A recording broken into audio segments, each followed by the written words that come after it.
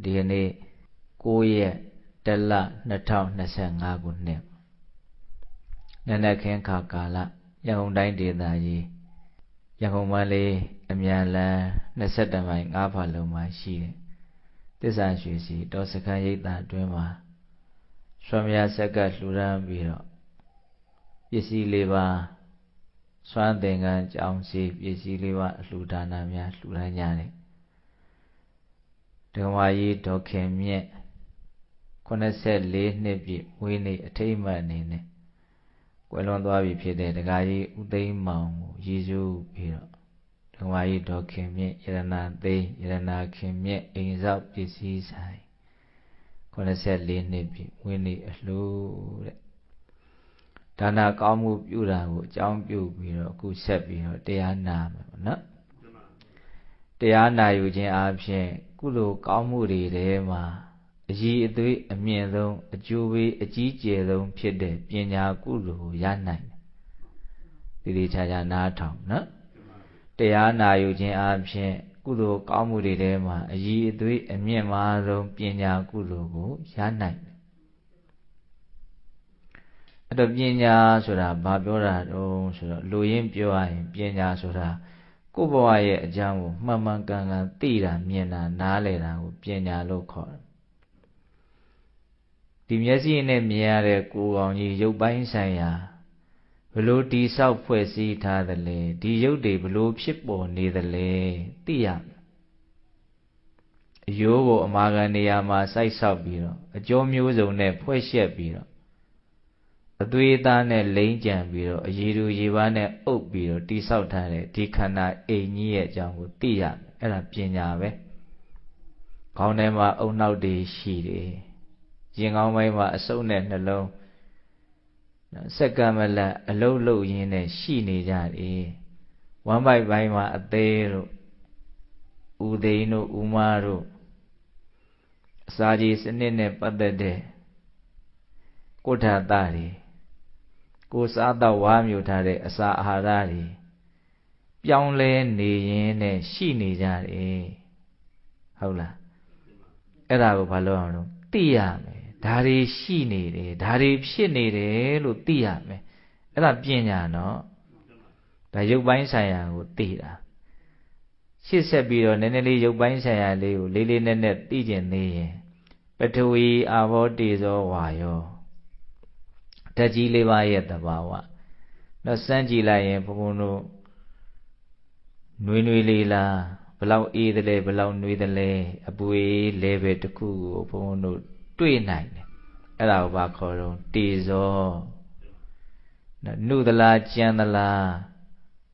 မာသလားပြော့သလားသိနိုင်တယ်အဲ့ဒါကိုဘာခေါ်တော့ပထဝီတွန်းတဲ့သဘောလှုပ်တဲ့သဘောတွေ့နိုင်တယ်အဲ့ဒါကိုခေါ်တော့ဝါယောဒီလိုပုံသဏ္ဍာန်ကြီးပေါ်နေအောင်ဆိုတာရုပ်မှုံရုပ်မွားလေးတွေအကုန်လုံးကိုစုစည်းထားတယ်ဆိုတဲ့အာဘောသဘောကိုလည်းဘုန်းတို့သိနိုင်တယ်အဲ့ဒါဘာတော့ပညာတရားနာယူခြင်းအပြင်ကုသိုလ်ကောင်းမှုတွေထဲမှာအည်အသွေးအမြင့်မားဆုံးကုသိုလ်လို့ဆိုတဲ့ပညာကိုရနိုင်တယ်ပညာဆိုတာဘာပြောတာလဲပညာဆိုတာကိုယ်ဘဝကြီးရဲ့အကြောင်းကိုမှန်မှန်ကန်ကန်သိတာနားလည်တာကိုပညာအခုဘဝဆိုတာကရုပ်ရည်နာမ်ရည်ဒီနှမျိုးပေါင်းဆက်ပြီးတော့ဖြစ်ပေါ်နေတဲ့သဘာဝကိုရုပ်ရည်အကြောင်းလေးကိုအကြံဉာဏ်လေးပြောပြတာအဲ့ဒီရုပ်အစုအဝေးကြီးမှာရုပ်ဆိုတာကသူကဖောက်ပြန်တဲ့သဘောကိုရုပ်လို့ခေါ်တာတော့အေးရင်တစ်မျိုးဖြစ်တယ်ပူရင်တစ်မျိုးဖြစ်တယ်ဆာရင်တစ်မျိုးဖြစ်တယ်ဝါရင်တစ်မျိုးဖြစ်တယ်အမျိုးမျိုးဖြစ်နေတဲ့သဘာဝရုပ်ဆိုတာအဲ့ဒီရုပ်အစုအဝေးကြီးကိုအမိပြုတ်ပြီးတော့သိတတ်တဲ့သဘောခံစားတတ်တဲ့သဘောမှတ်သားတတ်တဲ့သဘောအကောင်ဆိုအမျိုးမျိုးတုံ့ပြန်တတ်တဲ့သဘောလို့ဆိုတဲ့နာမ်သဘာဝတွေကိုဖြစ်ပေါ်နေတာမရှိဘူးလားရှိတယ်အဲ့ဒီရုပ်တည်နာမ်တွေရဲ့အခြေအနေမှန်ကိုဘုံဘုံတို့သိတာကိုပညာလို့ခေါ်တယ်ဟုတ်လားရုပ်တည်နာမ်တွေရဲ့အခြေအနေမှန်ကိုသိတာပညာအဲ့လို့ဆိုရင်သူတို့ရဲ့အခြေအနေမှန်ကဘာတုံးဆိုတော့သူတို့ရဲ့အခြေအနေမှန်ကအနိစ္စဖြစ်နေတဲ့သဘောပဲအနိစ္စဆိုတာပြီးဆုံးချုပ်ပြောက်သွားတဲ့သဘောကိုပြောတာနော်ပြောရပါစို့စောစောကဒီနားမှာ လူဝဲဝတ္ထုတွေစက်ကတ်တယ်အဲ့ဒီအချိန်မှာထလာကြတယ်မာတဲ့သဘောပြောတဲ့သဘောတွန်းတဲ့သဘောလှုပ်တဲ့သဘောရုပ်တဘာဝတွေတကယ်ဖြစ်ခဲ့တယ်အဲ့ဒီအချိန်မှာမြင်ခဲ့တာတွေကြားခဲ့တာတွေတကယ်ဖြစ်ခဲ့တယ်စိတ်ကူးထဲမှာအတွေးတွေခံစားတာတွေတကယ်ဖြစ်ခဲ့တယ်အခုအဲ့ဒါတွေဘာမှမရှိတော့ဘလောက်စိတ်ဝင်စားစရာကောင်းလဲခုရင်လေးဖြစ်ခဲ့တာမရှိတော့ဘူးခုပြောနေရင်လည်းမရှိတော့ဘူးဆိုတဲ့အတန်ဟာမရှိတော့ဘူးအဲ့ဒါကိုကြားတဲ့စိတ်ဟာမရှိတော့ဘူးတောက်လျှောက်ချုပ်ပြောက်လိုက်နေတဲ့သဘာဝအဲ့ဒါကိုဘယ်လိုခေါ်တော့အနိစ္စဘဝခရီးကိုကျွတ်တို့ကအနိစ္စဖြစ်ရင်လည်းသွားနေတာခုလမ်းကားစီးလာတော့လမ်းဘေးဝဲရမှာမြင်ကွင်းနေရိပ်နဲ့မြင်ခဲ့ရတယ်မြင်ပြီးတိုင်းကြံရစ်တယ်နောက်ထပ်မြင်ကွင်းအစ်စ်ကိုထပ်ပြီးတော့မြင်ရတယ်မြင်ပြီးတိုင်းကြံရစ်တယ်ဟာအဲ့ဒါနဲ့အလွန်တူတယ်ခုကျွတ်တို့လည်းပဲဒီအတွေ့အကြုံဆိုတဲ့ရုပ်တည်နံတွေသဘာဝတရားတွေကိုတွေ့ရယုံကြုံရယုံလေးပဲတောက်လျှောက်သူတို့ကလည်းပဲပြီးဆုံးချုပ်ပြောက်သွားအတွေ့အကြုံအစ်စ်ကိုတောက်လျှောက်ထပ်ပြီးတော့ရတယ်ရာတိုင်းသောအတွေ့အကြုံအစ်စ်ကိုတောက်လျှောက်ဘုံဘုံတို့ဟာပြီးဆုံးခဲ့ရတယ်မပြီးဆုံးရင်လို့မရဘူးချုပ်ပြောက်ခဲ့ရတယ်မချုပ်ပြောက်ခြင်းလို့မရဘူးစောစောကလမ်းဘေးမှာတွေ့ခဲ့တဲ့မြင်ကွင်းကမှပြန်ကြည့်ခြင်းသေးရဲ့နောက်ပြန်လှည့်ကြည့်မယ်ဆိုရင်အထိုင်လျောက်မြင်ရသေးတယ်ဟုတ်လားခုဖြစ်ခဲ့တဲ့ကိစ္စတွေကဘာမှလည်းမမြင်ရတော့ဘူးထာဝရဘာဖြစ်သွားတော့ပြီးဆုံးပြောက်ကွယ်သွားတာအဲ့ဒီအချက်ကိုဘယ်လောက်ထိမြင်မလဲမြင်ရင်အဲ့ဒါပညာပဲဒါဝိပဿနာပညာလို့လဲဆိုမယ်ပေါ့နော်အဲ့ဒါမြတ်စွာဘုရားကအဲ့ဒီအမှန်တရားကိုမြင်ဖို့ဆိုလို့ရှိရင်တတိပဋ္ဌာန်အလုပ်ကိုအထောက်ရမယ်နီးပညာပေးခဲ့တယ်အဲ့ဒီပညာကိုရခြင်းနီလန်းပေးခဲ့တယ်ဘယ်လိုပေးခဲ့တာတုံးဆိုတော့ပြစ္ဆုတ်ပန်တိုင်းမှာဖြစ်နေတဲ့သဘာဝကိုလိုက်ပြီးတော့အတိမှတ်ပြုရမယ်အခုဒါဖြစ်တယ်သိလိုက်တယ်နောက်တစ်ခါဒါထပ်ဖြစ်နေတယ်သိလိုက်တယ်သူကလည်းတောက်လျှောက်ဖြစ်တယ်ပြစ္ဆုတ်ပန်ကလည်းအချိန်တိုင်းပြစ္ဆုတ်ပန်ဒီပြစ္ဆုတ်ပန်ရောက်တာနဲ့သူ့အရင်ပြစ္ဆုတ်ပန်ဟာမရှိတော့ဘူးအတိတ်ဆိုတဲ့ဟောဟာရနဲ့ပြီးဆုံးသွားပြီအတိတ်ဆိုလို့ကျတို့ကမနေ့တုန်းကမှမနှစ်တုန်းကမှအရင်ဘဝမှာအတိတ်လို့နားလည်ထားလို့မပြည့်စုံဘူးစောသောကဖြစ်ခဲ့တာကိုအတိတ်ဖြစ်သွားပြီဟုတ်လားအဲ့တော့ကျတို့အနိစ္စကိုနားလည်ခြင်းရင်ပြစ္ဆုတ်ပန်ဖြစ်ခိုက်ယုံနံသဘာဝအတွေ့အကြုံလေးတွေကိုလိုက်ပြီးတော့တတိနဲ့ကြည့်တတ်ရမယ်အဲ့ဒီလိုလေ့ကျင့်တာကိုဒါတတိပဋ္ဌာန်အလုပ်အထုတ်တယ်ခေါ်တာပါပဲအဲ့ဒါမြတ်စွာဘုရားတော့လွယ်ကူရာကနေစပေးတယ်ဝင်လေထွက်လေလေးကိုကြည့်နေဝင်သွားတယ်ဆိုရင်လည်းဝင်သွားမှန်းသိနေပါစေထွက်သွားပြီဆိုရင်လည်းထွက်သွားမှန်းသိနေပါစေအဲ့ဒါပြစ္ဆုတ်ပန်လေးကိုသိရရောက်တယ်သူကဝင်ပြီးသားထွက်ပြီးသားကိုသိခိုင်းတာမဟုတ်ဘူးမဝင်သေးတာမထွက်သေးတာကိုကြိုးပြီးတော့ဆင်ញင်ခိုင်းတာလည်းမဟုတ်ဘူးအခုလုံးလုံးစေဝင်သွားတော့ဝင်သွားတယ်လို့သိလိုက်တယ်ထွက်သွားတာကိုထွက်သွားတယ်လို့သိလိုက်တယ်အဲ့ဒီဝင်လေထွက်လေနဲ့ဒီခန္ဓာကိုယ်ကြီးရဲ့သဘာဝနော်အလွန်မှကိုပဲနဲ့ဆိုင်စွာဆက်နေတယ်ပြောရရင်ဝင်လေထွက်လေဟာဒီခန္ဓာကိုယ်ကြီးရဲ့ဒီဘဝရဲ့အလွန်မှအခရာကျတဲ့အစိတ်အပိုင်းကြီးတစ်ခုပဲမဝင်မှုမထွက်ဘူးဆိုသေမှာနော်ဒါကြောင့်သူ့ကိုကောင်းကောင်းနားလည်အောင်လုပ်မယ်ဆိုရင်ဒီခန္ဓာရဲ့အကြောင်းဒီဘဝအကြောင်းဘုံဘုံတို့အများကြီးနားလည်သွားနိုင်တယ်အဲ့ဒီနီးလေးကိုဘုံဘုံတို့စူးစမ်းကြည့်စိတ်ကလေးအေးထားစောစောပြောခဲ့တဲ့နော်သီလအခြေခံလေးကိုတက်နိုင်တယ်မြတ်ဖြူစင်အောင်ထိမ့်မယ်အခမ်းမသိလို့ပုထုသင်တဘာဝလောဘဒေါသကြီးလို့ပြက်တဲ့အခါလဲရှိမယ်ပြက်ရင်လဲစိတ်တမကြနဲ့ပြန်ဆောက်တည်မယ်သူကပြန်ဖြူစင်တာပဲသူကပြန်ဆောက်တည်ဒါကိုအလေးနဲ့ထားဖို့လိုမှာပေါ့နော်ဆောက်တည်ပြီးလို့ရှိရင်ဘုံတို့အဲ့ဒီဝင်လေထွက်လေတွေကိုမှတ်တဲ့အလုပ်လေးကိုလုပ်တိတဲ့အလုပ်လေးကိုလုပ်လို့ရှိရင်သူကစိတ်ကအထိုက်လျောက်တည်ငြိမ်လာတယ်တည်ငြိမ်လာတဲ့အချိန်မှာအော်ဒီလိုပဲပြီးဆုံးပြောက်ွယ်သွားနေတာပါလားနောက်ထပ်တစ်ခုထပ်ဖြစ်တာပါလားနောက်ထပ်တစ်ခုထပ်ဖြစ်တာပါလားလို့သဘာဝတွေရဲ့ထပ်ဖြစ်လာတဲ့သဘော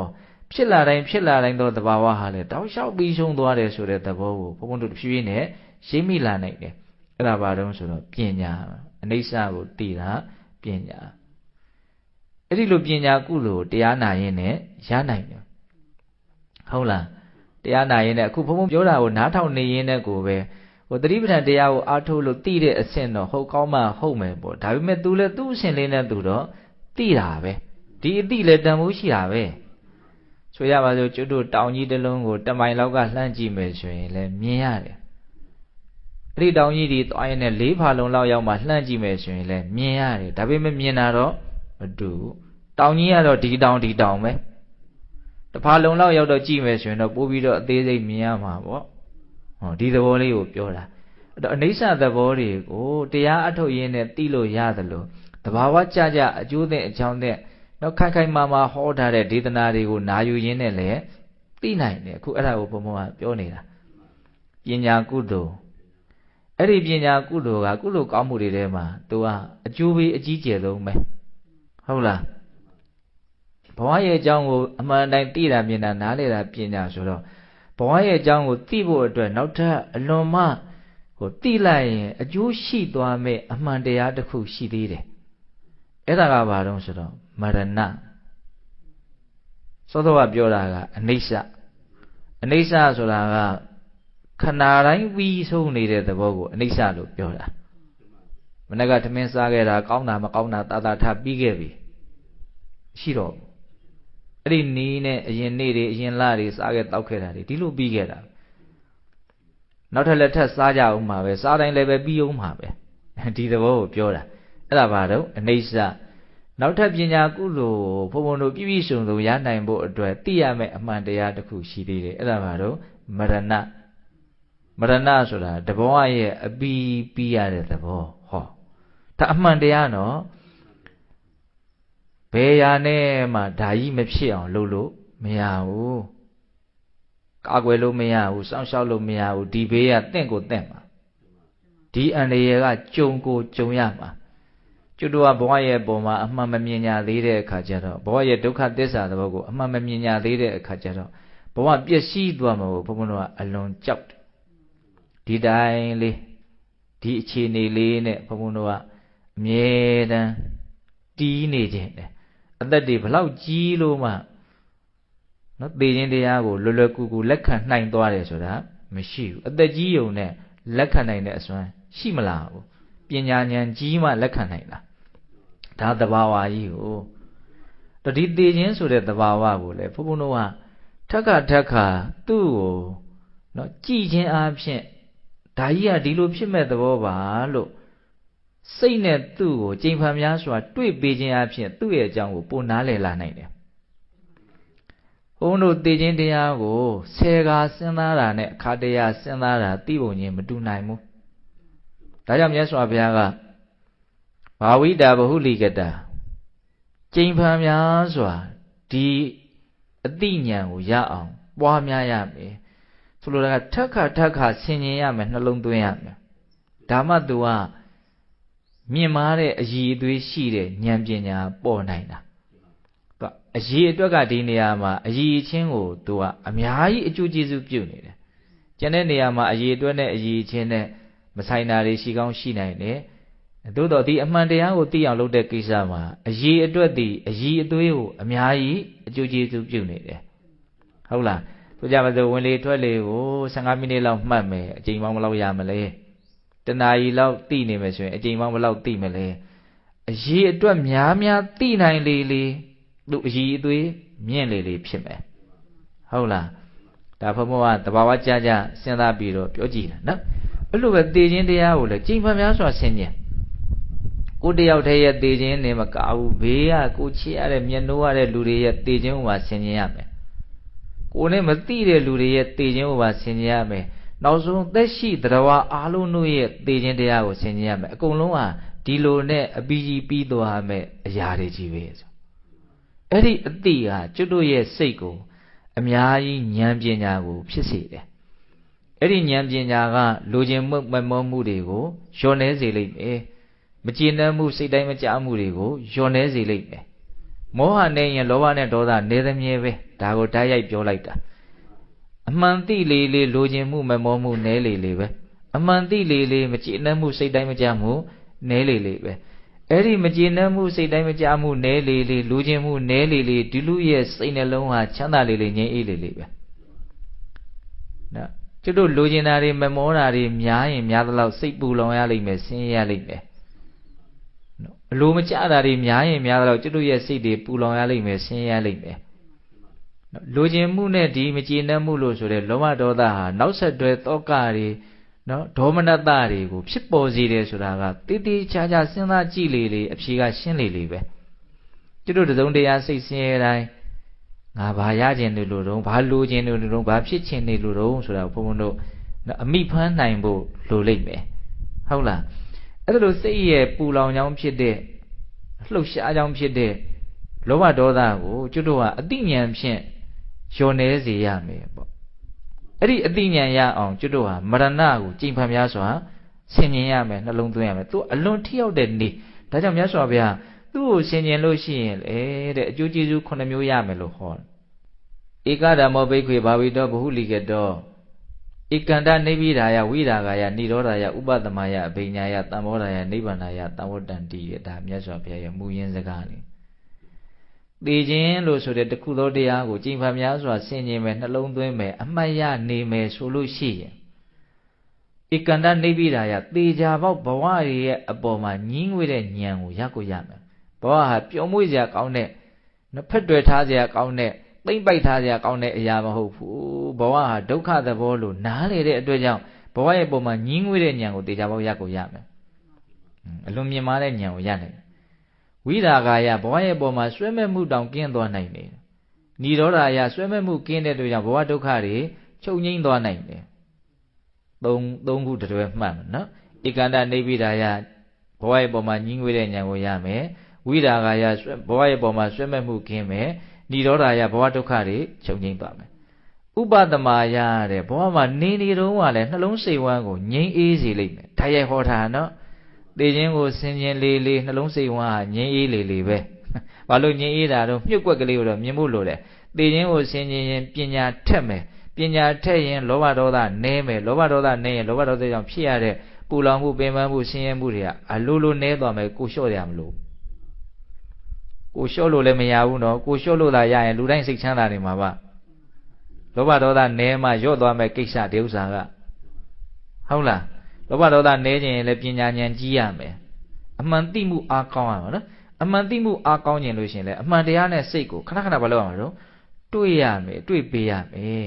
ဒါကြောင့်မရဏဆိုတာကိုလည်းဘုံဘုံတို့ကအများကြီးသဘောပေါက်အောင်စဉ်းစားရမယ်ဘာပဲဖြစ်ဖြစ်ဘာကြီးပဲဖြစ်အောင်လှုပ်ထားတာဘာပဲမဖြစ်တရားတိုင်းဟာပြီးတော့ဒီလိုပဲသေဆုံးပြောက်ွယ်သွားကြရတာပဲဒီအချက်ကြီးကဘဝရဲ့အကြီးမားဆုံးသောအပြစ်အနာစာကြီးပဲတကယ်တမ်းကဒါကြောင့်သူ့ကိုမြင်လို့ရှိရင်ခုနပြောတယ်အကျိုးကျေးဇူး9မျိုးခု4မျိုးပြောပြီးသွားပြီနော်ဧကန္တနိဗ္ဗိဒာယဝိရာဂာယနိရောဓာယဥပသမယပြီးတော့ဘာလို့အဘိညာရတဲ့ရုပ်တည်နေရဲ့အနိစ္စဒုက္ခအနတ္တသဘောကိုနော်ထူးသောဉာဏ်ဖြင့်သိမယ်တဲ့ဝိပဿနာဉာဏ်ရမယ်လို့တောင်ပြောတာနော်သိခြင်းကိုဆင်ခြင်လို့ရှိရင်အဘိညာရပြီးတော့တန်ဘောဓာယဆိုတာသစ္စာလေးပါးကိုထိုးထွင်းသိတယ်မဲ့ဉာဏ်ကိုရမယ်လို့ပြောတာနိဗ္ဗာန်ယတံဝတ္တတိဖိုဉဏ်ဖြင့်ဒီဘဝတည်းနိဗ္ဗာန်ချမ်းသာကိုကျင့်ဖန်များစွာမျက်မှောက်ပြုပြီးတော့နေနိုင်တဲ့အည်သွေးကိုတောင်ရမယ်လို့ဟောတာဘလောက်ကောင်းတော့နော်ဘာကိုဆင်ခြင်ရင်ဒီအကျိုးကျေးဇူး9မျိုးရမှာတော့သေခြင်းကိုဆင်ခြင်မရဏဟုတ်လားတော့စောစောကဘုံဘုံပြောလိုက်တာကအနိစ္စအခုပြောတာကမရဏဒါအမှန်တရားတွေပေါ့အဲ့ဒီအမှန်တရားတွေကိုသိရင်သိသလောက်အဲ့ဒါပညာကုသိုလ်ဖြစ်တယ်လို့ခေါ်တာကုသိုလ်တွေကတူရာစုလိုက်ရင်ဒါနကုသိုလ်ရှိတယ်သီလကုသိုလ်ရှိတယ်တမာရီကုသိုလ်ရှိတယ်ပညာကုသိုလ်ရှိတယ်အစဉ်တိုင်းပဲအဲ့ဒါပညာကုသိုလ်ကအဆင့်အမြင့်ဆုံးပဲဖခင်အချီးမွမ်းဆုံးပဲဘာလို့လဲဆိုတော့သူကလူကိုချမ်းသာမှုတည်းဟူသောအကျိုးသက်ရောက်မှုအကြီးမားဆုံးဖြစ်လို့ဒါကြောင့်ဘုန်းတော်ဣတိယပါဠိတော်မှာပညာပရိဟိနသုတ်တံဆိုတာရှိတယ်အဲ့ဒီမှာမြတ်စွာဘုရားပညာရအောင်လုပ်ကြပညာမရဘူးဆိုရင်လောကမှာအဲ့ဒါအကြီးမားဆုံးအဆိုးဝါးဆုံးဆုံးရှုံးမှုပဲလို့အဲ့လိုဟောတာပညာရမယ်ဆိုရင်တော့လောကမှာအဲ့ဒါဘာမှမဆုံးရှုံးမဲနဲ့ပြည့်စုံမှုနဲ့နေရပညာကိုအဲ့လောက်ထိမြတ်စွာဘုရားတန်ဖိုးထားတယ်ရွှေမျိုးတွေရဲ့ပျက်စီးသွားတာတွေရှိတယ်ရွှေမျိုးတွေပြည့်စုံပြီးတော့အတိုင်းနဲ့အဝိုင်းနဲ့ပျော်စရာကောင်းတဲ့အနေထားတည်းရလဲလူဘဝမှာအကြောင်းအားလျော်စွာရတတ်တယ်အခက်မသိရင်လည်းဒါတွေပြက်သွားတာလဲကျုံရတတ်တယ်အဲ့ဒီရွှေမျိုးတွေပြည့်စုံသည်ဖြစ်စေပျက်စီးသည်ဖြစ်စေအဲ့ဒါသိအရေးမပါဘူးတဲ့မြတ်စွာဘုရားမပြောပလောက်ပါဘူးတဲ့ပညာရခြင်းမရခြင်းကတော့အလွန်မှပြောပလောက်တယ် ပညာပြည့်စုံရင်အလုံးမချီးမွမ်းလိုက်တယ်ပြည့်စုံခြင်းထဲမှာသူ့အမြတ်ဆုံးပဲပညာမပြည့်စုံဘူးဆိုရင်အဲ့ဒါဆုပ်ယုပ်ခြင်းထဲမှာသူ့အဆိုးဆုံးပဲလို့အဲ့လိုဟောတယ်အဲ့လိုပဲဥစ္စာစီးပွားတွေပြည့်စုံခြင်းရှိတယ်ဆုပ်ယုပ်ခြင်းရှိတယ်ဟုတ်လားဥစ္စာစီးပွားတွေပြည့်စုံသည်ဖြစ်စေဆုံးရှုံးသည်ဖြစ်စေပညာပြည့်စုံတာဆုံးရှုံးတာနဲ့နှိုင်းစာမယ်ဆိုရင်ဥစ္စာစီးပွားရဲ့ပြည့်စုံခြင်းဆုံးရှုံးခြင်းဟာဘာမှမပြောပါတော့ဘူးလို့အဲ့လိုဟောတယ်မြတ်စွာဘုရားနော်ရွှေမျိုးလည်းအဲ့တိုင်ဟောတယ်ပစ္စည်းဥစ္စာလည်းအဲ့တိုင်ဟောတယ်ပြီးတော့ယတတဲ့အချမ်းရံတွေကြော်ကြားမှုတွေအဲ့ဒါတွေပြည့်စုံတာရှိနိုင်တယ်ဆုံးရှုံးတာရှိနိုင်တယ်သူတို့ပြည့်စုံသည်ဖြစ်စေဆုံးရှုံးသည်ဖြစ်စေသိအရေးမပါဘူးနော်ပညာပြည့်စုံရင်အမြတ်ဆုံးပဲပညာဆုံးရှုံးရင်တော့အယုတ်ဆုံးပဲလို့အဲ့လိုမြတ်စွာဘုရားဟောတယ်ဟောဆိုပညာရဲ့လူစိတ်ရဲ့အပေါ်မှာအကျိုးသက်ရောက်မှုဟာကြီးမားလွန်းလို့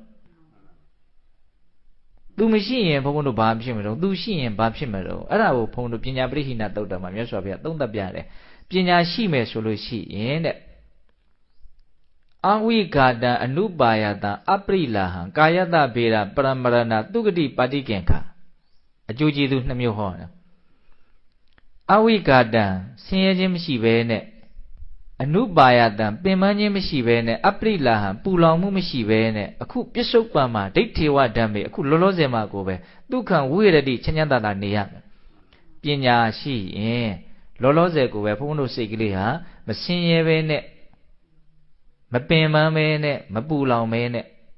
သူကချမ်းသာတယ်တက်တာတယ်ငြိမ်းအေးတယ်လို့ဓာတ်ရိုက်မပြောဘဲနဲ့ဘယ်လိုပြောတာလဲမဆင်းရဲပဲနဲ့လို့ပြောတယ်နော်မပင်ပန်းပဲနဲ့လို့ပြောတယ်နော်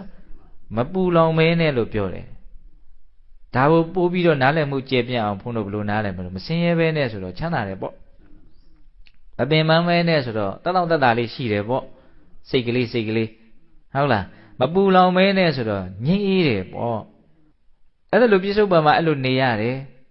ပြီးတော့ဒီခန္ဓာကိုပြည့်ချိန်ကြလို့ပြည့်ပြီဆိုရင်ကျွတ်တို့ကဘဝရဲ့ပေါ်မှာဒုက္ခသစ္စာလို့ပိုင်းခြားပြီးတော့မသိသေးတဲ့အတွက်ကြောင့်ဘဝရဲ့ပေါ်မှာမမောတဲ့သဘောတွေကကျွတ်တို့မှာရှိနေတယ်အဲ့ဒါကိုဘဝတဏှာလို့ခေါ်တယ်အဲ့ဒီဘဝတဏှာရှိနေရင်ဘုံဘုံတို့ဟာဘဝကိုထပ်ပြီးတော့ရခြင်းတည်ဖြစ်စေမရခြင်းတည်ဖြစ်စေဘုံဘုံတို့ဟာဘဝတစ်ခုကထပ်ပြီးတော့ဖြစ်မယ်ဘယ်လိုဘဝမျိုးဖြစ်မှာတုံးဆိုတော့ကိုတက်တက်လုံးထားခဲ့တဲ့စေတနာတွေတေဂာနီးမှာဖြစ်ပေါ်တဲ့စိတ်အခြေအနေတွေအဲ့ဒါတွေပေါ်မှာမူတည်ပြီးတော့အကောင်းဆိုတော့ကွဲသွားမယ်ကောင်းရင်ကောင်းမယ်ဆိုရင်ဆိုမယ်အကယ်၍ပညာရှိအောင်လုပ်မယ်ဆိုလို့ရှိရင်အဆိုးကိုမမျှော်လင့်နဲ့သေချာပေါက်ကောင်းလိမ့်မယ်တဲ့ကာယတဗေဒပရမရဏသုဂတိပါတိကင်္ခခန္ဓာကိုပြည့်ချိန်ကြလို့ပြည့်ရပြီဆိုရင်နောက်ထပ်ဘဝတစ်ခုရတဲ့အခါမှာအလွန်ကောင်းမွန်တဲ့ချမ်းသာတဲ့ဘဝကိုရမယ်လို့ဟောတယ်ဘလို့အကိုတိုက်တော့အကယ်၍ပညာသာမရဘူးဆိုရင်တော့ဟောသူနဲ့ဆန့်ကျင်ပဲဟောလိုက်မယ်နော်သဝိဂါတံသဥပယတံသပရိလဟံကာယတဗေဒပရမရဏဒုက္ခတိပါတိကင်္ခစိတ်ကလေးကဆင်းရဲနေရမယ်ပညာမရှိရင်ဆင်းရဲနေရမယ်ဘယ်လိုနည်းနဲ့ဆင်းရဲမှာသဝိဂါတံဆင်းရဲခြင်းနဲ့တကွဖြစ်သောနော်သဥပယတံပင်ပန်းခြင်းနဲ့တကွဖြစ်သောသပရိလဟံပူလောင်မှုနဲ့တကွဖြစ်သောအဲ့တော့စောစောတုန်းကစကားလေးနဲ့ဆက်မယ်နော်ပညာနဲ့နေမယ်ဆိုရင်တော့မဆင်းရဲဘူးမပင်ပန်းဘူးမပူလောင်ဘူးပညာမရှိဘူးဆိုရင်တော့ဆင်းရဲမယ်ပင်ပန်းမယ်ပူလောင်မယ်အဲ့တော့ကျတို့ကအမှန်တိုင်းသိမနေဘူးဆိုရင် तू ကအလိုလျောက်အမှားသိကြီးကဖြစ်နေတယ်အဲ့ဒီအမှားသိရဲ့နောက်မှာအမှားသိဆိုတာကိုဝိဇ္ဇာခေါ်တာပေါ့မောဟခေါ်တာပေါ့တကယ်ဖြစ်နေတာတစ်မျိုးကိုယ်စိတ်ကထင်မြင်နေတာနားလည်နေတာသိနေတာကတစ်မျိုးဖြစ်နေတယ်ထပ်တူမကြဘူးအဲ့ဒါဘာခေါ်တော့အဝိဇ္ဇာမောဟပေါ့အဲ့ဒီမောဟအခြေခံဖြစ်နေလို့ရှိရင်လိုလားပဲကောင်းတဲ့အာယုန်နဲ့တွေ့တာနဲ့ကျွတ်တို့ရဲ့စိတ်ကအလိုလျောက်လောဘနဲ့တုံ့ပြန်ပြီးသားလောဘဖြစ်ပြီးသားမကျေနပ်ဖွယ်အာယုန်အနိဋ္ဌာန်နဲ့တွေ့တာနဲ့ကျွတ်တို့ရဲ့စိတ်ကဒေါသဖြစ်ပြီးသားအဲ့ဒီလောဘဒေါသဖြစ်ပြီးဆိုရင်ဆိုတော့ဘုံဘုံပြောခဲ့တယ် तू ကပူလောင်ကြောင်းပင်ပန်းကြောင်းပဲအဲ့ပူလောင်ရလိမ့်မယ်ပင်ပန်းရလိမ့်မယ်အဲ့ဒါပညာမရှိခြင်းရဲ့နောက်ဆက်တွဲကလောဘဒေါသဖြစ်မှာပဲလောဘဒေါသဖြစ်ရင်ပူလောင်ရမှာပဲပင်ပန်းရမှာပဲဒါကြောင့် तू ကပညာရှိရင်လောဘဒေါသမဖြစ်ဘူးလောဘဒေါသမဖြစ်ရင် तू ဟာလောဘဒေါသကြောင့်ဖြစ်မဲ့ဆင်းရဲမှုပင်ပန်းမှုပူလောင်မှုတွေမဖြစ်ဘူးလို့ပြောတာအဲ့တော့မဆင်းရဲတာကိုပဲဆင်းရဲမှုမဖြစ်တာကိုပဲကျွတ်တို့ချမ်းသာတယ်လို့ယူဆလို့ရတယ်ပင်ပန်းမှုမဖြစ်တာကိုပဲကျွတ်တို့တတ်တာတယ်လို့ယူဆလို့ရတယ်ပူလောင်မှုမဖြစ်တာကိုပဲငြိမ်းအေးမှုလို့ကျွတ်တို့ယူဆလို့မရဘူးလားရတယ်အဲ့ဘဝမှာ ချမ်းချမ်းသာသာတတ်တောင့်တတ်တာငြင်းငြင်းအေးအေးလေးကျွတ်တို့ဖြတ်တန်းသွားခြင်းတယ်ဆိုလို့ရှိရင်ပညာရှိအောင်လုပ်ရမယ်ဟုတ်လားအဲ့ဒါသူကလောလောဆယ်တင်ချမ်းသာသေးုံမြမကဘူးနော်သိပြီးတဲ့နောက်လည်းကောင်းတဲ့ဘဝကိုပို့နိုင်တဲ့အစွမ်းသူ့မှာရှိတယ်သူမရှိဘူးဆိုရင်တော့သိပြီးတဲ့နောက်မှာလည်းယုံညံ့တဲ့ဘဝကိုရောက်ဖို့အလားအလာများတယ်လို့ဘုရားအဲ့တိုင်ဟောဟုတ်လားဒါကြောင့်ပညာဉာဏ်ရဖို့ဘုံဘုံတို့ဘာလုပ်ရမလို့ကြိုးစားရမယ်ဘယ်နည်းနဲ့ကြိုးစားမှာတုံးဆိုရင်အနိစ္စကိုသိဖို့ဆိုရင်တတိပဋ္ဌာန်ဘာဝနာနည်းနဲ့ကြိုးစားရမယ်ဆိုတော့အရေးအမြတ်ပြောခဲ့တယ်ပြစ္ဆုတ်ပန်တိုင်းကိုသိအောင်ကြိုးစားအတိတံနာနာဂမိယနပတိခင်ခေအနာဂတံယရတိတံပဟိနန္တအပ္ပတ္တင်္စအနာဂတံအတိတ်ဆိုတာပြီးခဲ့ပြီမရှိတော့ဘူးဒါကြောင့်အတိတ်ကိုအစင်မလိုက်ဘူးအနာဂတ်ဆိုတာမရောက်သေးဘူးဒါကြောင့်အနာဂတ်ကိုလည်းပဲမျှော်မှန်းတောင့်တပြီးတော့မနေဘူးလို့ကိုယ့်ရဲ့စိတ်ကိုအရင်အဲ့ဒါလို့အတိညာနဲ့ရှင်းလင်းပြစ်လိုက်အတိတ်ဟာပြီးခဲ့ပြီငကိုယ်တော်ဟာတွေမျိုးနဲ့ခုနကတော့ဟာတောင်မရှိတော့ဘူးလို့အတိတ်ရဲ့လွှမ်းမိုးမှုအတိတ်ရဲ့အပေါ်မှာမှားယွင်းစွာမှတ်ထင်နေလို့ဖြစ်ပေါ်လာတဲ့ကိလေသာပူလောင်မှုတွေကိုမဖြစ်အောင်အတိတ်ဟာမရှိတော့ဘူးလို့နားလည်မှုရှိဖို့လိုတယ်အနာဂတ်ဟာလည်းမရောက်သေးဘူးကျိုးနေလို့ရတာမဟုတ်ဘူးဒါကြောင့်အနာဂတ်ကိုလည်းဘာမှတောင့်တမနေနဲ့တောင့်တလို့လည်းကိုတောင့်တတာကတောင့်တယုံနဲ့ရတာမဟုတ်ဘူးအကြောင်းတရားရှိမှရတာဟုတ်လားဒါကြောင့်မြတ်စွာဘုရားအတိတ်ဟာပြီးခဲ့ပြီဒါကြောင့်အတိတ်ကိုအစင်မလိုက်နဲ့အနာဂတ်ဟာမရောက်သေးဘူးဒါကြောင့်အနာဂတ်ကိုမတောင့်တနဲ့ဒါနဲ့ဘယ်လိုနေရမှာတုံးဆိုပိစုပန်နေဇာယောဓမ္မတထတထဝိပတ္တိအတ္တံဟိတံအတ္တင်ကုပ္ပံတံဝိရာမနုပြုဟေအခုလောလောဆယ်ဖြစ်နေတာလေးကိုအတိအမှတ်လေးပြုတ်ပြီးတော့နေကြည့်အဲ့ဒါဆိုလို့ရှိရင်အဲ့ဒီလိုနေတဲ့အခြေအနေလေးကလောဘဒေါသကိုမဖြစ်စေဘူးအဲ့ဒါလိုလေးနေမယ်ဆိုရင်ကျွတ်တို့တတိကလေးနဲ့နေမယ်ဆိုရင်ပြစ္ဆုတ်ပံကိုအတိအမှတ်ပြုတ်ပြီးတော့နေမယ်ဆိုလို့ရှိရင်ကျွတ်တို့တွေ့ရတဲ့ကြုံရတဲ့အာယုန်တွေကကျွတ်တို့ကိုလောဘဖြစ်အောင်လည်းဖျားရောက်မသွားနိုင်ဘူးကျွတ်တို့ကိုဒေါသဖြစ်အောင်လည်းမဖြစ်စည်းနိုင်ဘူးအတ္တဟိရံအတ္တင်ကုပ္ပံစကားလေးနှလုံးကအရန်ကောင်းတယ်အတ္တဟိရံဆိုတာသူကသွေးဆောင်ဖျားရောက်တာစိတ်ကဖျားယောင်းခံရတာဘယ်သူကဖျားယောင်းတာတုံးဆိုတော့အိဋ္ဌာယုံကနေပြီးတော့ကျွတ်တို့ရဲ့စိတ်ကလေးကိုလောဘဖြစ်အောင်လှုပ်လိုက်တာကိုအဲ့ဒါဖျားယောင်းတယ်လို့ခေါ်တာ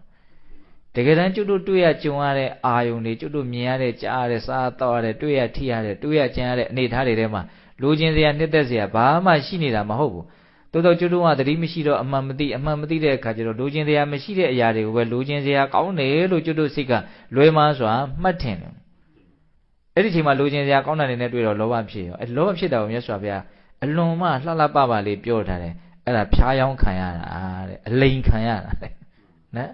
်အကယ်၍ပိစုပန်ကိုမှန်မှန်ကန်ကန်သိနေမယ်ဆိုလို့ရှိရင်တတိပဋ္ဌာန်အလုပ်လုပ်နေမယ်ဆိုအဲ့ဒီအခိုက်အတန့်မှာကျွတ်တို့ရဲ့စိတ်ဟာလောဘဖြစ်အောင်အာယုန်တွေရဲ့နှဖျားယောင်းတာကိုမခံရအောင်အကယ်၍ကျွတ်တို့က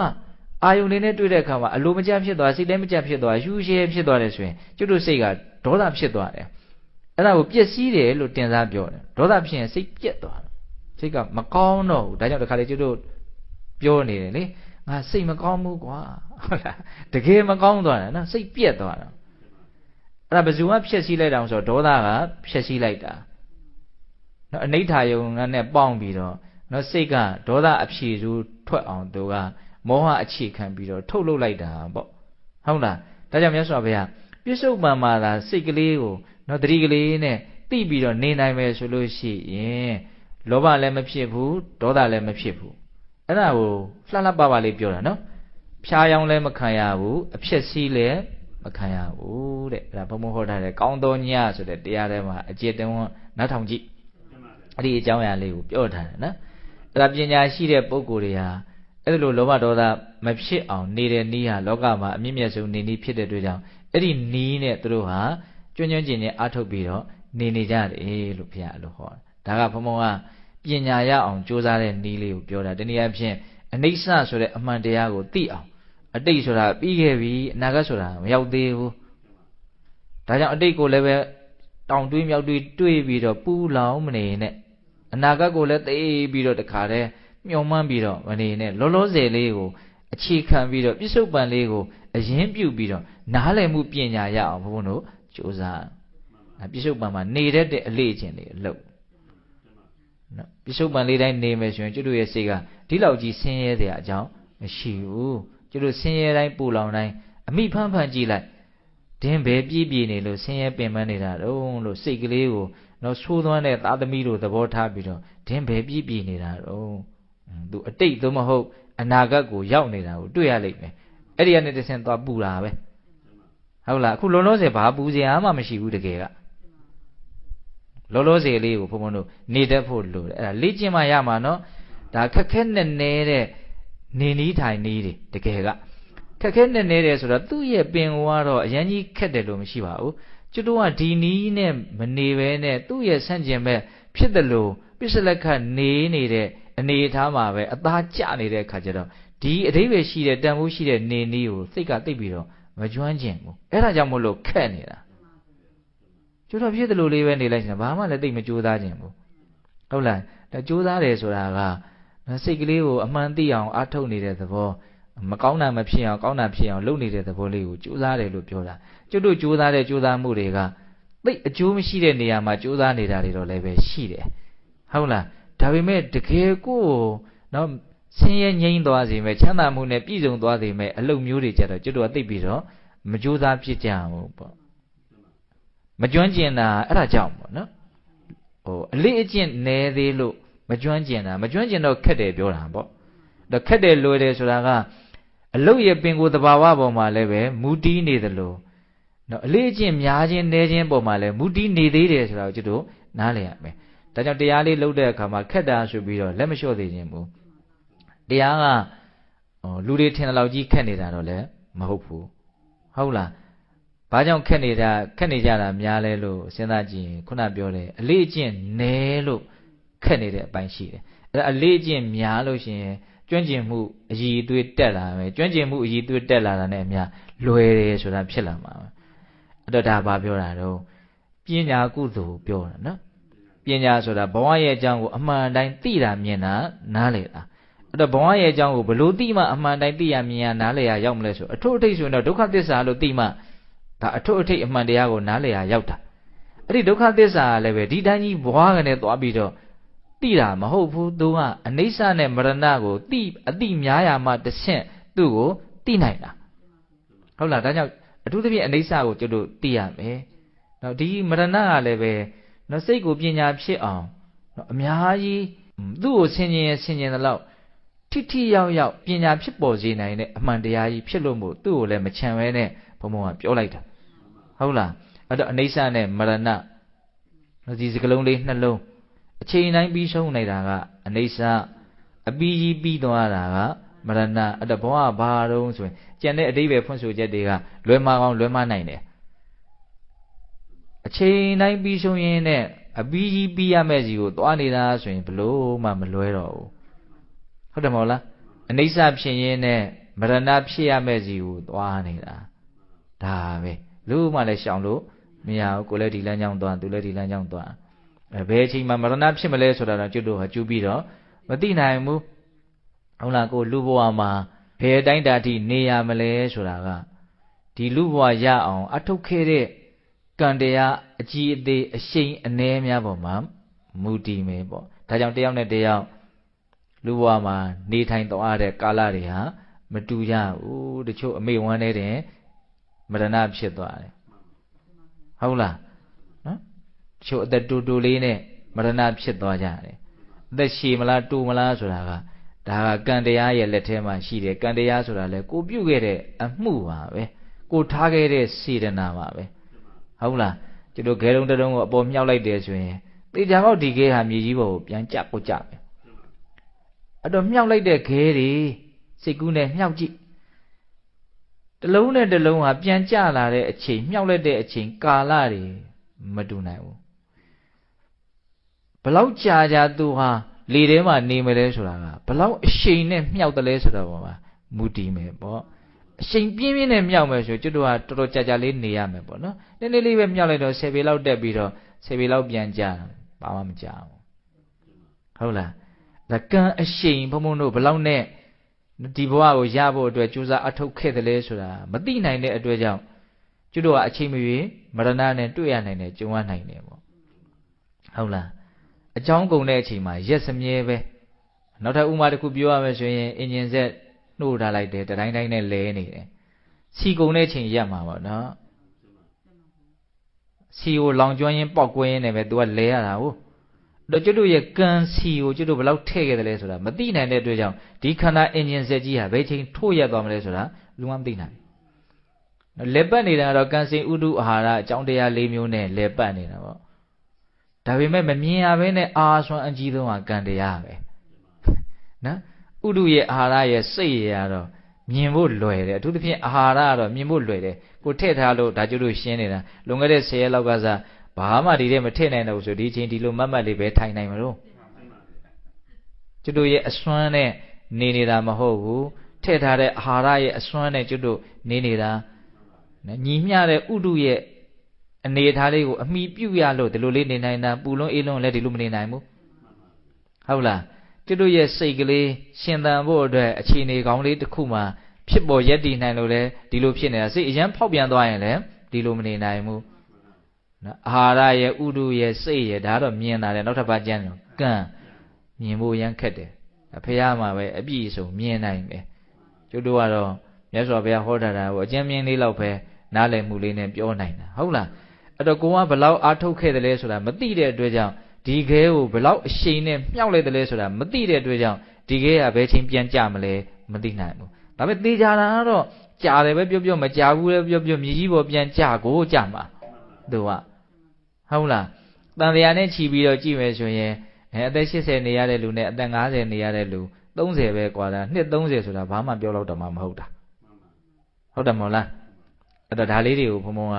ဘလို့ရည်ရွယ်ချက်နဲ့ပြောနေတာတော့တရားနာတဲ့လူတွေရိပ်မိမယ်ထင်ပါတယ်အကောင်းဆုံးကုသိုလ်လို့ဆိုတဲ့ပညာကုသိုလ်ကိုရရှိဖို့ဒီအကြောင်းအရာတွေကိုပြောတာပညာဆိုတာဘဝကြီးရဲ့အကြောင်းကိုအမှန်တိုင်းသိတာသူတန်ဖိုးကြီးဆုံးပဲဘယ်လောက်လှူတန်းနော်သိလို့ဖြစ်တဲ့ကုသိုလ်ကိုမမီဘူးဟုတ်လားဒါလေးတွေကိုဘုံဘုံတို့ကတန်ဖိုးထားပြီးတော့အရာယူကြရမယ်ပေါ့နော်အဲ့တော့ပညာကုသိုလ်ရကျင်တယ်ဆိုရင်လည်းဘဝရဲ့အကြောင်းကိုသိရမယ်ဘဝရဲ့အကြောင်းသိဖို့ဆိုရင်လည်းပဲအနိစ္စနဲ့မရဏနော်ဒီသဘာဝနှစ်မျိုးကိုအလွန်ကျွမ်းကျင်အောင်နားလည်အောင်အထုတ်အနိစ္စကိုနားလည်ခြင်းလို့ရှိရင်သတိပဋ္ဌာန်အလုပ်ကိုလုပ်ပြစ္ဆုတ်ပံကိုအတိအမှတ်ပြုပြီးတော့နေဟုတ်လားမရဏကိုနားလည်ခြင်းရင်တော့ဓာယာယီကိုသူ့ကိုကြည်နေကိုရှိသေးသွားတာတွေသေးသွားလို့ဒီခေါင်းထဲမှာမလှုပ်မရှက်ဒီတိုင်းပဲနော်ဖောက်ပြန်ပြောင်းလဲမှုပြင်းထန်စွာဖြစ်ပေါ်နေတဲ့ရုပ်ကာယအစုမြင်ကြည့်လိုက်ကိုယ်တနေ့အဲ့လိုဖြစ်သွားမှာပဲဟုတ်တယ်မဟုတ်လားအဲ့တော့ဒါပါပြောတာတော့ပညာကုသိုလ်ရဖို့အတွက်ဘုံဘုံပြောပြတာတော်တောင်အချိန်နေများသွားတယ်နော်အဲ့တော့ဘုံဘုံကနားထောင်ပွဲကောင်းစိတ်ဝင်စားပွဲကောင်းဇလန်းဇက်ွက်တွေဘာမှပါတာမဟုတ်ဘူးဘဝမှာတကယ်လက်တွေ့ကိုယ်စိတ်ကလေးငြိမ်းအောင်ချမ်းသာအောင်ဘယ်လိုလုပ်မလဲဆိုတဲ့တကယ်သုံးကျင်တဲ့ပုဂ္ဂိုလ်အတွက်တော့အလွန်မှအသုံးတည့်မဲ့တရားစကားတွေလို့ဘုံဘုံကိုယ်တိုင်လည်းပဲကိုပြောတဲ့စကားပေါ်မှာယုံကြည်မှုအပြည့်ရှိနော်အဲ့ဒါကြောင့်ပြောပြတာဟုတ်လားအဲ့တော့ကျွန်တော်ကအခုလည်းပဲငြိမ်းအေးဖို့ချမ်းသာဖို့လိုအပ်တယ်အချိန်ကြာလို့သိရပြီဆိုရင်လည်းကောင်းမွန်တဲ့ဘဝတစ်ခုကိုရဖို့လိုအပ်တယ်ဟုတ်တယ်မဟုတ်လားအဲ့လိုဆိုရင်အဲ့ဒီလိုအပ်ချက်နှစ်ခုလုံးကိုဒီပညာကပေးမှာဘုရားဓာတ်ရိုက်ဟောထားတာနော်အခုလည်းပဲပါတယ်တော့မစင်ရဲပဲနဲ့မပင်ပန်းပဲနဲ့မပူလောင်ပဲနဲ့ချမ်းသာပြီးတော့တတ်တာပြီးတော့ငြိမ်းအေးပြီးတော့နေရလိမ့်မယ်နောက်လည်းကောင်းမွန်တဲ့ဘဝကိုရလိမ့်မယ်လို့မျှော်လင့်အပ်တယ်လို့အဲ့တိုင်ကိုမြတ်စွာဘုရားဟောထားတာနော်အဲ့လိုကုသိုလ်မျိုးကိုရအောင်ကိုယ်တိုင်ပဲကြိုးစားရလိမ့်မယ်နော်တယောက်နဲ့တယောက်ဒီဥစ္စာတော့ဝေလို့မျှလို့ရတဲ့အပိုင်းမဟုတ်ဘူးဟုတ်လားကိုလို့ရင်ကိုရမယ်ကိုရရင်ကိုချမ်းသာမှာဒါပဲကိုမိကိုယ့်အကိုနှင်းရမယ်ကိုဒုက္ခကိုယ့်အကိုလျှော့ရမယ်ဒီသဘောပဲနော်ဒါကြောင့်မလို့ကိုယ့်ရဲ့ဆင်းရဲဒုက္ခကိုကိုယ့်အကိုညှို့နေသွားအောင်ကြိုးစားနိုင်ကြတဲ့ကိုယ့်ရဲ့စိတ်ဒုက္ခအပူမီးတွေကိုကိုယ့်အကိုအမှန်သိတဲ့ဉာဏ်ပညာနဲ့နှိမ့်သက်နိုင်ကြတဲ့သူတော်ကောင်းတွေဖြစ်ကြပါစေလို့ဘုန်းတော်ဆန္ဒပြုပြီးတော့ဒီကနေ့ပြုလို့အထောက်ထားကြတဲ့ဒါနသီလသမာဓိပညာကုသိုလ်ကောင်းမှုအစုစုတို့ရဲ့အစွမ်းတတ္တိကြောင့်ဘုရားတပည့်တော်တို့ဒီမဲ့ဉဏ်ဘုံဉဏ်မျက်နှိပ်ပံကိုလင်းမြန်ထုတ်ချောက်မျက်မှောက်ပြုပရစေကုန်သောဟုပတ္တနာအောင်စုပြုကြကုန်ရာတည်း